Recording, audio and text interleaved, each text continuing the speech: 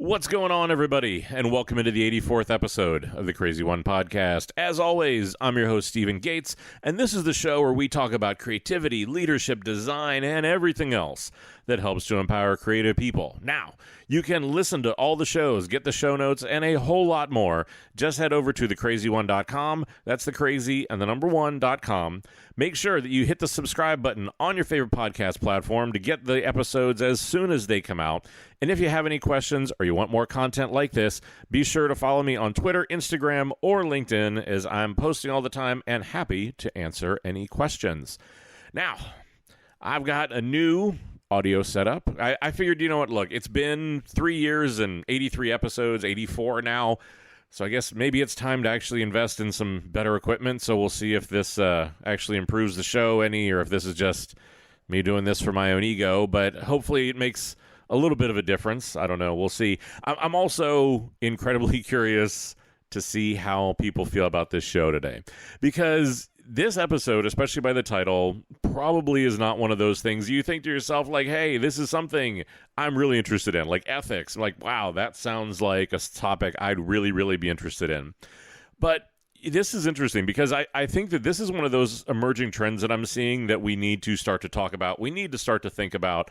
And this episode really started for me with, it was a conversation I'd had in the beginning of the year. I'd flown down, I'd spent 2 weeks in Sydney, Australia, and had a dinner one night with Jurgen Spengel, who is probably one of the best design leaders I know. He's the head of design at Atlassian, just super smart, super tuned in, like one of those people you just feel smarter whenever you're around. And I think that, you know, we started to have this conversation around design ethics, around how the industry had matured to the point where this had started to become something we needed to talk about. But I think also it sort of feels like before we even get into this episode, I need to define what I mean when we talk about ethics, because I think that can be it can be a dense word, it can be a confusing word, it can be a word that means a lot of things. So for the purpose of this episode, for the purpose of what I want to talk about, what I think this is not about good and bad, right? Like that's just the definition of straight line ethics. This is not about doing like right by your customers, right? Like ethical practices, like how you handle data. Like it's not that. It's not about how people act, right? Like a code of ethics, like the way that you show up in your kind of personal code that you use. What I want to talk about is understanding and thinking about the big and small effects of our work.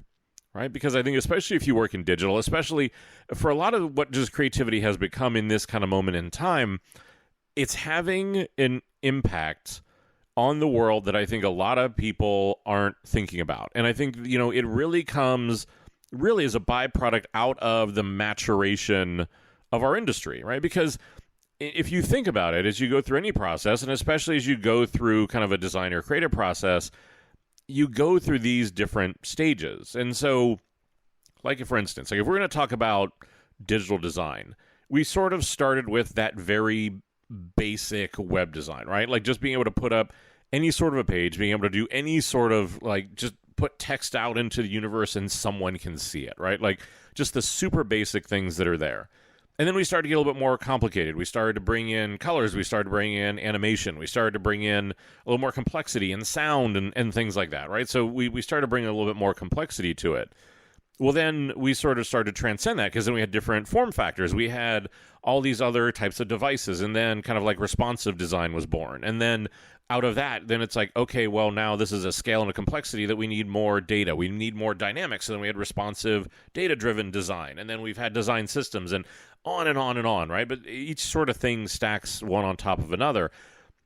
But I think the reason we need to talk about this is because it's become an increasingly important issue with the proliferation of technology, and the way that it's being bound to our lives can affect people in super profound ways. And I'm going to give you two examples. And this was sort of what has had me thinking about this for a while, because there are two examples that always come to my mind of what is the power of what we can do, but also maybe what are some of the unintended consequences of what we can do.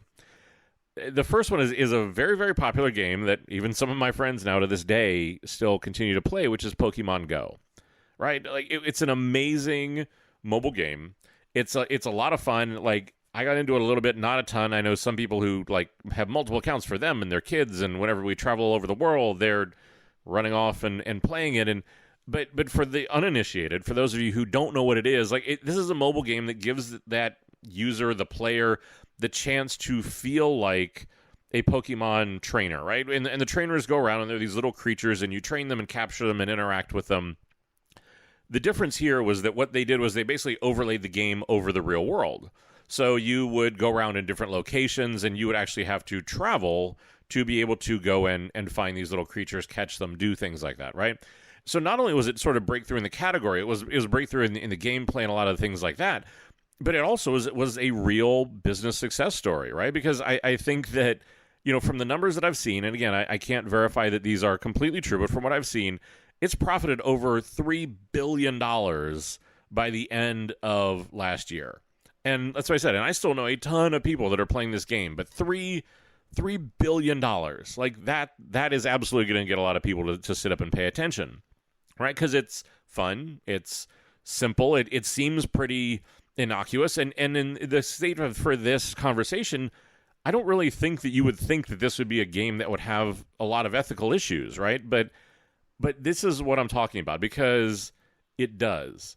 And as you start to look below the surface, as you start to pay attention to more, again, or what are some of the unintended consequences of the things we design, it starts to get really interesting, it starts to get scary, and it starts to get concerning. So just in the case of Pokemon Go, right, there was a number of things you probably saw in the news, right? Like it was distracting drivers who were playing while they were driving. People were getting into accidents, people were going off the road. And again, that's just irresponsible use of the game. But, I think that you would see that some people actually were getting mugged or were getting hurt because the game was bringing them into dangerous locations, or they were going to do dangerous things in the hopes of, again, trying to catch these Pokemon. That, you had a real disruption then to public infrastructure because there were suddenly accidents, there were people where they weren't supposed to be, like you needed resources. Like there are a lot of those sort of things. But I think it actually probably even got worse than that, right? Because I think if you really start to pay attention, that, in many cases, the places where some of these creatures would appear, they actually didn't get consent from those locations to even be included in the game. So now all of a sudden you have a bunch of people who are there who are acting and doing all these sort of things in a way that you weren't expecting. I think that in some cases, whether it was intentional or not, the game excluded certain neighborhoods, which I think were mainly populated by racial minorities. So again, was that a decision or was it not? If not, again, there's something there. But, I think that the worst thing that I saw was a Pokemon ones that were released in honestly offensive ways. There was one in particular that was a poison gas Pokemon that was found in the Holocaust Museum in Washington, D.C. That, again, I think you can sort of understand why that would be really bad for a lot of different reasons. But that's what I said. But those are just sort of like behavioral issues. But then, probably a few months ago, I was in Los Angeles and was watching the news, and I saw something that was a far more disturbing trend that had much deeper and much more longer-lasting effects than anything that I had really seen or heard of before. And I was sitting in my hotel room, and a news story had come on about this new emerging psychological problem called Snapchat dysmorphia. And what this is that increasingly, for a number of people, that sort of line between the smartphone fantasy and the real world are getting blurred. I think you see this sort of shifting with beauty ideals, like a lot of these sort of things of what happens whenever you apply filters to reality and then present it as real starts to take a real toll on people. And I think that, the thing with this is that these Snapchat dysmorphia are people who want to permanently alter the way that they look, their faces or things like that, to match what they see in apps like Snapchat. Like, people actually go in and want to look like their Snapchat filters. So they want bigger eyes, they want sunken cheeks, they want these sort of exaggerated and cleaned up proportions that they've seen in real life, that they have presented in real life for a really long time. Because the thing is that they're getting accustomed to seeing their faces in these digitally altered ways. And they're forgetting that the images on their smartphones aren't reality. and that there's a big difference between, sort of fixing something on your nose, your chin to look smaller on camera, and then actually doing it by moving a bone or tissue with surgery. Like, it's gone so far recently as I've even seen some models and influencers who will post what I feel like are almost shocking photos of what it looks like whenever their faces aren't filtered. Some of them have had scars, some of them very, very significant things. But the level that we are going to chase this sort of false ideal is becoming, honestly, for me, pretty scary. Because, I mean, if we just stop and think about this, the fact is that there is now a psychological disease named after an app, right? Like, that should highlight the magnitude of the power of design. It highlights both the opportunity, but then the responsibility that is increasingly coming with the moment that we're in. And these are just 2 apps that have issues, right? There are countless more out there that I think probably have really similar problems. So what I wanted to do with this episode today is just to, I guess, briefly partially have a discussion around this, raise awareness around this, but start to look at how do you actually start to think about and approach ethical design? Because, like I said, in many cases, I don't think that the creators of Pokemon Go, I don't think that the creators of Snapchat ever considered that these sort of things would be happening. I don't think that they set out to do things that were going to be able to kind of have these sort of effects on people. But I think that there are a number of individual things that probably got us there. Some of which are issues that we've talked about in the past on these shows.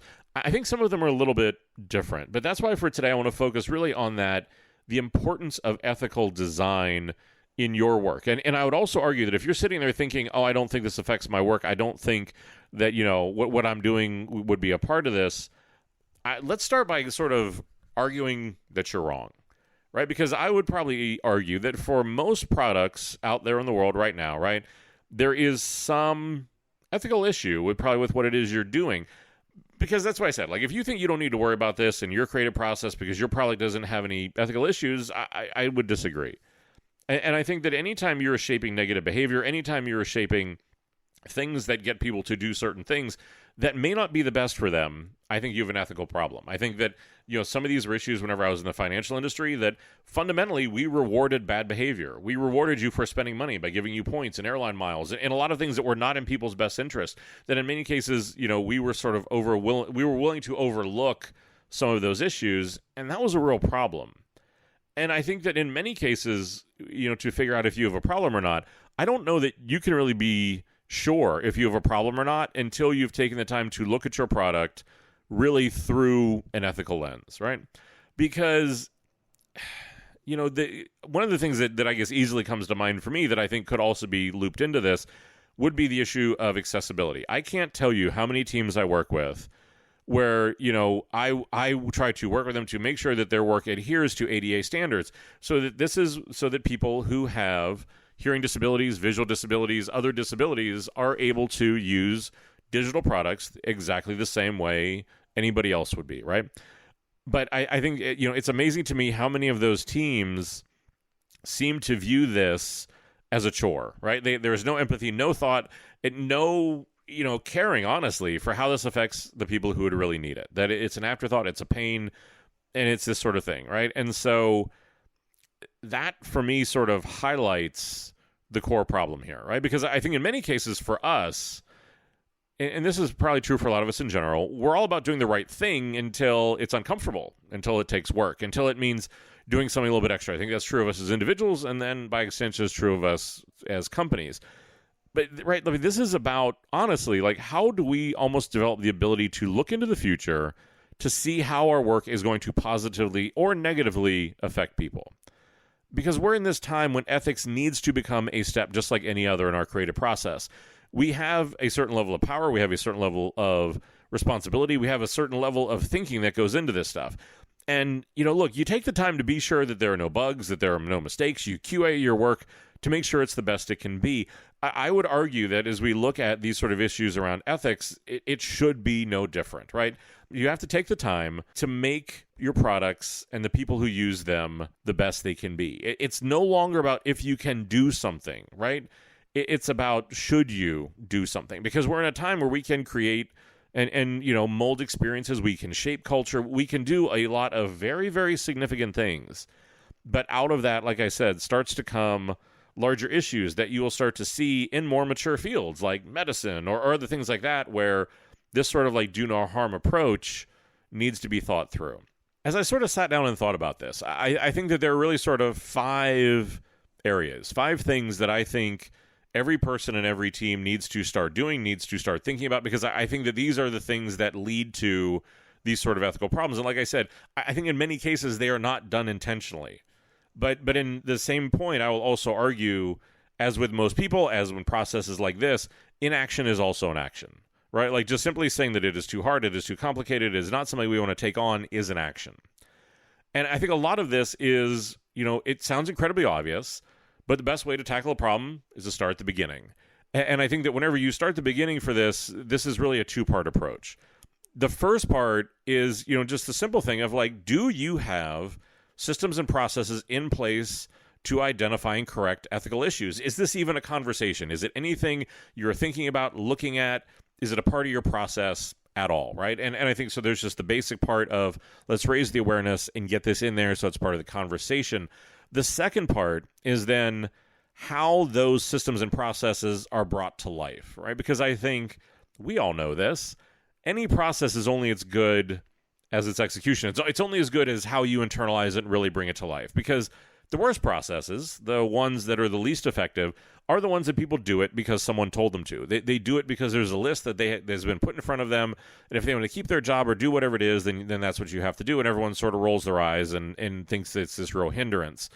But it's how it's brought to life and how it's embraced that makes the difference, right? So I think in this case, what I would argue for is almost a pre-mortem. And that's where you sit down with your team and talk through possible problems that would make this product, make this project, make this feature, make it whatever it is that you're working on, an ethical failure, right? Like what would be a behavior we would create? What would be an outcome that we would not want? And then to actually work backwards from that to the root cause of that possible failure to see how you can avoid it.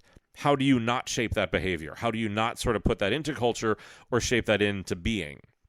Because what you want to do is reduce that potential ethical risk enough so that you think you can move forward with the project, right? And so I've talked about this in the past. These episodes are not created in a vacuum. I'm not like some great Oz who comes up with all these sort of insights. I do a bunch of research and try to find the best thinking that is out there on the subject. And I have to admit, whenever it comes to ethical design, there is a whole lot of not much out there, which I think is going to be real concerning to a lot of people real soon.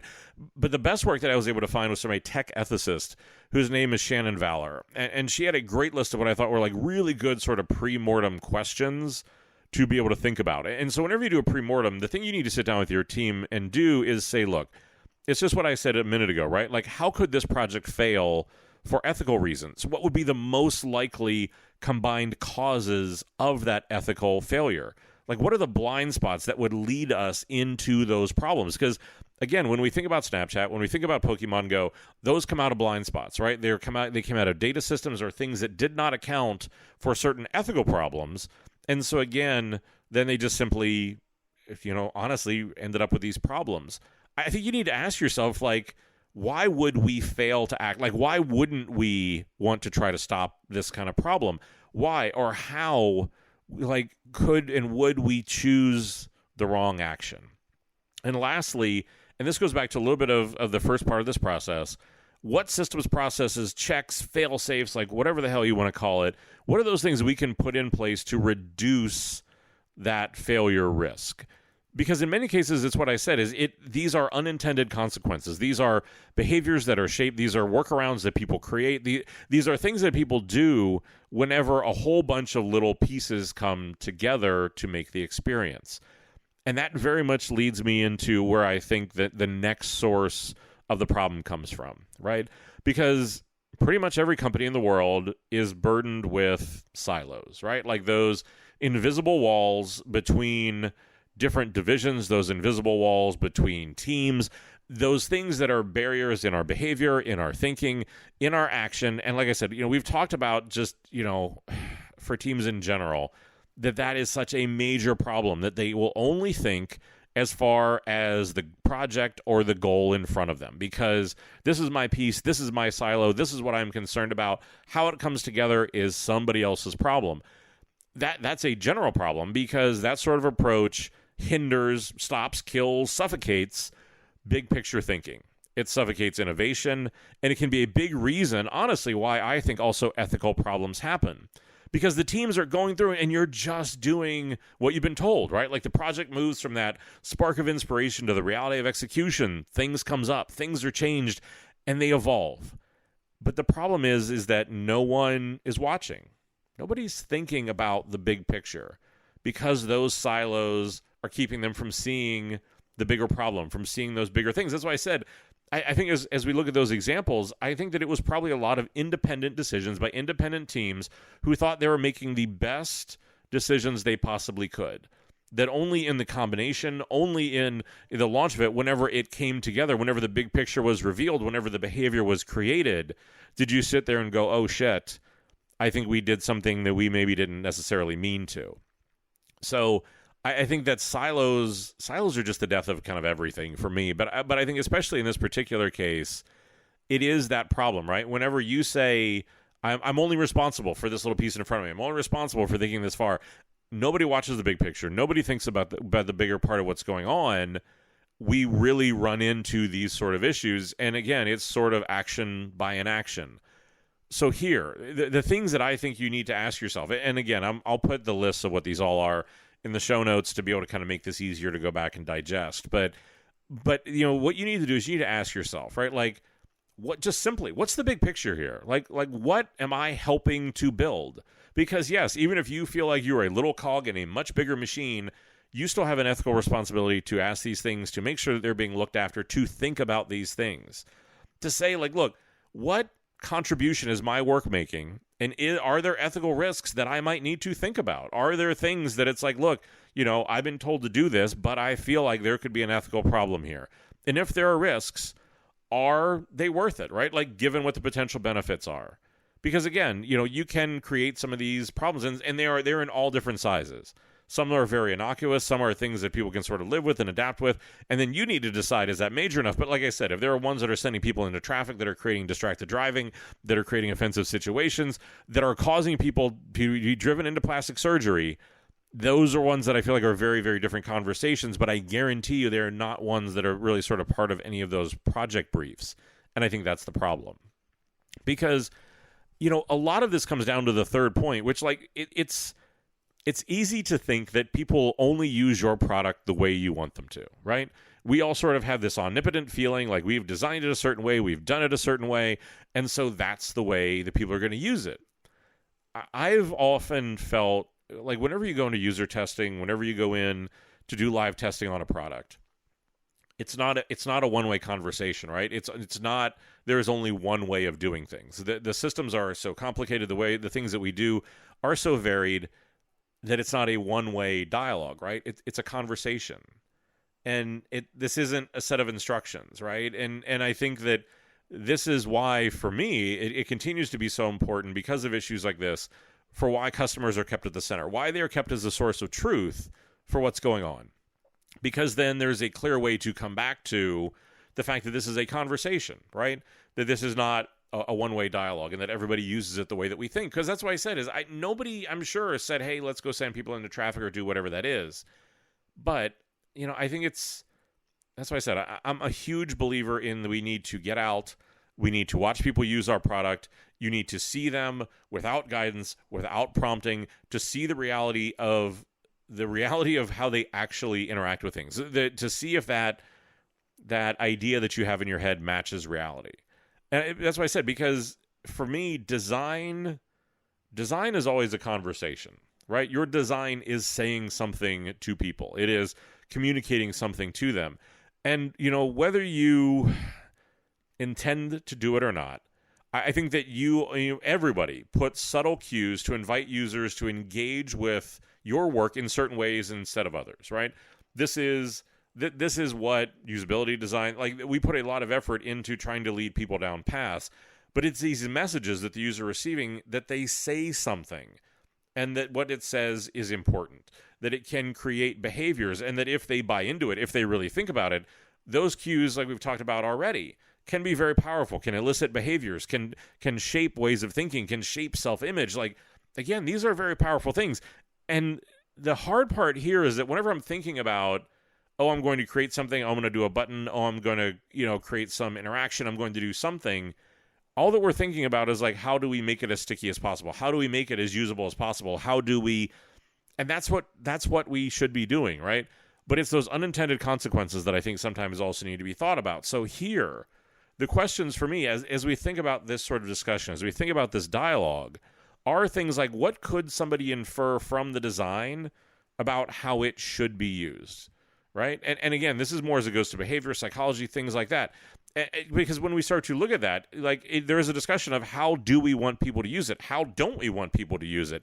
Do your design choices and affordances reflect those expectations? And are you perverting, creating other kind of legitimate uses of this product, or creating behaviors that are byproducts that we don't necessarily want?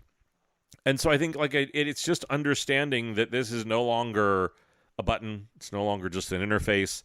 We are shaping people's financial futures. We are shaping their psychology. We are shaping, a lot of very profound things that affect happiness, that affect lifestyle, that affect, future generations, and a lot of things like that. I think that's why you're starting to see all these conversations around the relationship between children and technology, people and technology, social media and people, social media and wellness.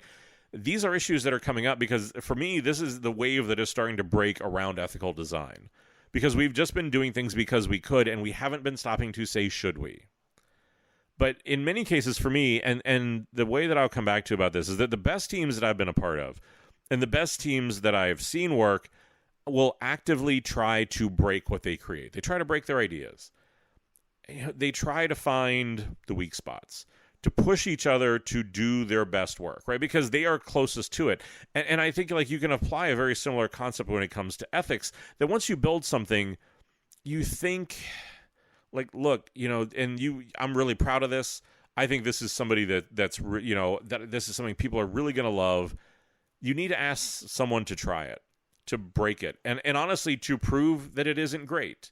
And I think this is really important, because as the creator of something, as somebody who is the designer of something, and I suffer from this just as much, it's hard to see the flaws in your work when you've been so close to it for a long time, especially if it is something that you are proud of. If it is a design that you feel like has been the best you've done in your career, if it's something that you've really been proud of the team about, if it's something about that, you tend to only see it in the best light. You don't see it for what it is. You don't really press. You don't really look at these sort of things, right? So I think that's why I've seen this so many times, right? It's not unheard of for new employees, new customers, somebody with fresh eyes to come in and find the flaws, the bugs, the inefficiencies, the inconsistencies almost immediately that the rest of the team that's been looking at it every day has missed. Because you work with it all the time, you start to almost see it for what you think it should be, not what it actually is. And that's a real issue, right? But by asking people who haven't been involved to come in, to look at the work, to look at it through an ethical lens, this is going to help you reduce the risk of that sort of ethical negligence. It's going to have people come in and say, well, yeah, know what? I would actually start to do this all the time, and I'm actually not sure that would be a really good thing for me, or I'm not sure that would be a good behavior, or that would be productive. So here again, you need to ask yourself things like, what are those ethical pressure points here? What are those places where we feel like we could have ethical problems? What are the trade-offs between, value and ideals? Have we made them the right way? Because, sometimes the business will just simply overrule logic. And whenever that happens, great things don't tend to happen. What happens if we widen that circle of possible users to include some people we may not have even thought about? And is this solution the only one? And is it the best one? But that's why I said, is to look at things in fresh eyes constantly try to break it, constantly come back to find its weak spots, to find its problems, do it with the work, do it with the execution, do it with the ethics, do this with all of us. So I think that's the part of it for me, is that for really high-performing teams, these sort of mindsets of doing pre-mortems, breaking down silos, understanding the design as a conversation, right? Trying to break through and break down your work and to be able to push on that. They're doing a lot of these things already. And if you're not doing this, these are the sort of behaviors that you need to start to work on. But it's just simply the addition of understanding the behavioral components, the ethical components to this, not just simply the executional. And that sort of brings me to my last thought around this, which is like, if you don't get the answer right, being able to go back through your process is crucial, right? And I think that for many teams, this is why we do postmortems, right? It's the ability to go back and look at what did we do? How did it do? How did we do? But, for me, most postmortems are only done to review process and to find inefficiencies that would benefit the company. Rarely is it done to benefit the customer. Then most postmortems I'm a part of is how could the teams work better? How could we communicate better? How could we improve our documentation? We aren't going back and doing a design postmortem to defend the design decisions we made, the ethical decisions we made, to look at this, to see how it is performing, to really say, look, did we do the right thing? We just simply assume that whatever we launched is right because it launched. And that's not really always the case, right? And I think this can be really effective because you can focus on the finished work that's in a real state and look at it in the cold light of day. Because whenever you're in the process, again, you tend to be working towards that ideal, or you tend to be working on your piece. But in the postmortem, you can look at this and be able to say, okay, look, in its totality, in the way that it is launched, in the way that it is manifested in the world, not what is going to be 2.0, not what are we working on, not what is in the roadmap, what is in market today. How is it doing? What are we looking at? How is this, like, what's going on with this? And for me, then it's starting to ask, again, these sort of questions, like, are there limitations to this product? Like, what are the trade-offs that we made? And were they the right ones? Like, does our product risk being misused? And if so, what are the things that we could do to potentially mitigate that? Are there users who are going to have trouble with this product? Like, now that we've seen it in this form, maybe there are things that we didn't necessarily account for or think about that we're like, oh, crap, you know what, this is going to be an issue. And I think, like, how probable is it that the good and bad effects are likely to happen? And again, have a discussion around the magnitude of those and your willingness to honestly just sort of live with them.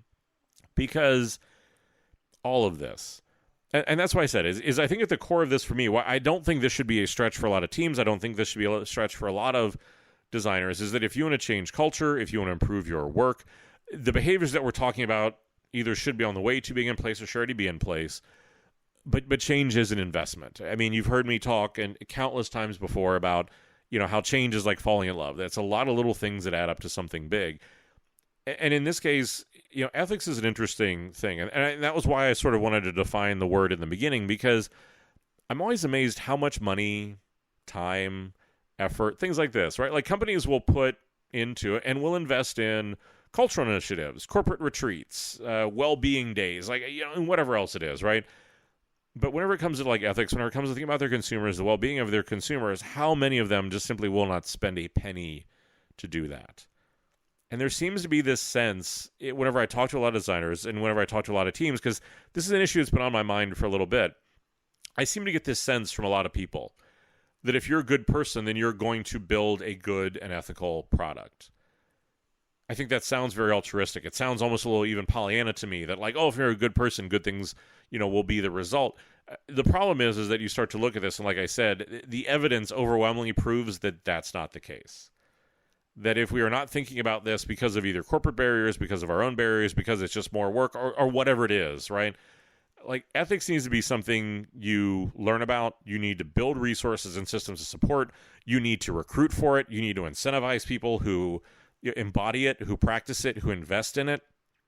It's also something that you need to do for the right reasons. Because again, I think that, I see so many cultural changes, so many teams that want to change because some executive said it, because they feel like it's the right thing to do, just because there is some thing, right? And they're not doing it for the right reason. They're not doing it because they believe it. They're not doing it because they genuinely want it.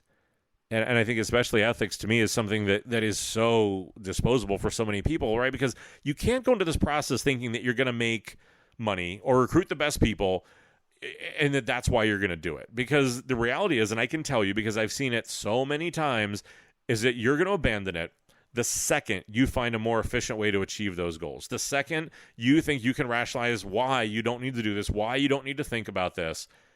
Because here's my thing, right? If a company that you are working for, want to go work for, or whatever it is, right? Like, if they're saying that they're going to take ethics seriously, if they're going to say that they're going to take this ethical design seriously, ask them a few really hard questions. like ask them things like, how open are they to accepting restraint and accountability? Restraint especially is a big one. Like how much are they willing to invest in getting ethics right? That's one of the big things that I've learned when I talk to companies, when I interview things like that. Cuba Gooding Jr. had it right. Show me the money. If you're going to grow the team, show me the headcount. Show me the budget. Show me where you're doing this. Show me the money that is going towards doing this. Don't talk about how it's an initiative. It's somebody's side job, about how it's like something somebody's going to get to someday and like, gee, won't that be great whenever it actually happens? Show me the money. Because here's the thing, is that at the end of the day, you got to walk your talk. And, push them on this point of there are things like, are they willing to get rid of their best people, the best performers, if those people aren't conducting themselves in a way that they should? And that's true in a lot of different ways. But that's the thing. Are they willing to walk their talk on doing things like this? And it's like I said, I think this is... I'm hoping that this is a little bit of a canary in the coal mine for people. I'm hoping that this starts to raise awareness, starts to have a conversation around why ethical design is important, why this is an emerging trend, but also that people can start to see that it is up to us. It is, if you have made it this far in this podcast, this is an issue that affects you, right? That it is up to us to think about this, to be aware about this, to start to push this conversation, to start to raise it up, to start to check our work, to start to do these things. Because again, for the power that we're trying to get, the leadership we're trying to get, all these sort of things that we talk about on this show, that we're in, again, this amazing moment where we have all this possibility that we haven't seen since the Industrial Revolution, that does not come without a cost. And the cost is that we need to be diligent. We need to be thoughtful about what it is we do and about what it is we create. Because whenever we don't, the effects in the blowback can be catastrophic. It'll be catastrophic for your company. It will be catastrophic for the bottom line. But mostly, it will be catastrophic for your conscience. Knowing that you may have hurt people, knowing that you may have created things, that you may have done things unintentionally, but that it still happened. But that this is the sort of time and a place that we live in, that the conversations and the thinking that we are doing has to be more. We have to answer for more. And again, like most things on the show, that has to start with you. So I hope, like I said, I hope this is a conversation starter. Reach out to me on social media. If you think this is something that is really a problem, if your company is doing it really well, I want to hear from you. If you think that this is something your company wants to work on, where do you start? Let's have that conversation, right? Because again, I think that we're not going to do any of this sort of stuff alone. So, again, I hope that you find all this useful, right? If you do, I'm always incredibly appreciative. Take a couple seconds, head over to your favorite podcast platform, leave a review. It always kind of brings a lot more people into the show, and I think it's really good. Like I said at the top of the show. So make sure you hit the subscribe button, get the latest episodes whenever those come out. Head over to thecrazy1.com. That's thecrazy1.com. Get the latest articles, podcasts, and all that sort of stuff like that. Again, follow me on social media. I'm always up for a good conversation. You can like the show on Facebook. Follow me, Twitter, Instagram, LinkedIn, any of those sort of things. As usual, everybody down in legal wants me to remind you that the views here are just my own. They don't represent any of my current or former employers. These are just always my own thoughts. And finally, I say it every time because I mean it every time, but thank you for your time. I'm always incredibly humbled that you want to spend any of what is such an incredibly precious resource with me, because I know time is truly the only real luxury and commodity that we have. And finally, I say it every time because I mean it every time. Once again, this is not easy work that we are doing. This is stuff that has a lot of consequences, that is very, very complicated, and some of these issues are not easy, which is why, as much as ever, it is so important. Stay crazy.